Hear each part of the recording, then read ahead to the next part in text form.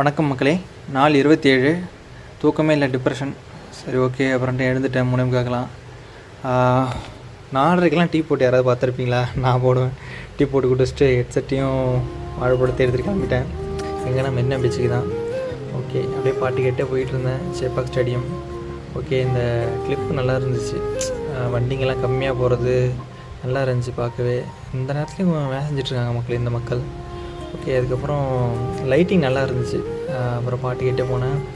ஒரு நாய்க்குட்டி பின்னாடியே வந்துட்டு இருந்துச்சு. அந்த நாய்க்குட்டிக்கு ஏதாவது எடுத்துகிட்டு போகணும் மக்களையும் எடுத்துகிட்டு போகும்போது. அப்புறம் உள்ளேயும் போயிட்டேன். மக்கள் 1-2 மக்கள் தான் இருந்தாங்க. அதுக்கப்புறம் தான் ரொம்ப பேர் வந்தாங்க.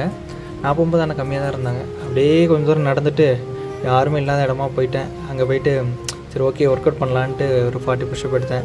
அதுக்கப்புறம் மீதி ஒர்க் அவுட் பண்ணலான்னு பார்த்தா வந்துட்டாங்க மக்கள். அதுக்கப்புறம் பண்ணல, வீட்டுக்கு போய் பண்ணலான்னு விட்டேன். அதுக்கப்புறம் அப்படியே பார்த்துட்டு அந்த மீன் பிடிச்சாங்க. அந்த மீனை புதைச்சி வைக்கிறாங்க மக்களே. எங்கேயும் போயிடக்கூடாது அப்படின்றதுனால என்னத்தில் சம்திங் புதைச்சி வைக்கிறாங்க. ஓகே, அதுக்கப்புறம் மக்கள்லாம் வந்துட்டாங்க. கூட்டமாகிடுச்சு. அப்படியே கொஞ்சம் நேரம் அப்படியே வேடிக்கை பார்த்துட்டே இருந்தேன்.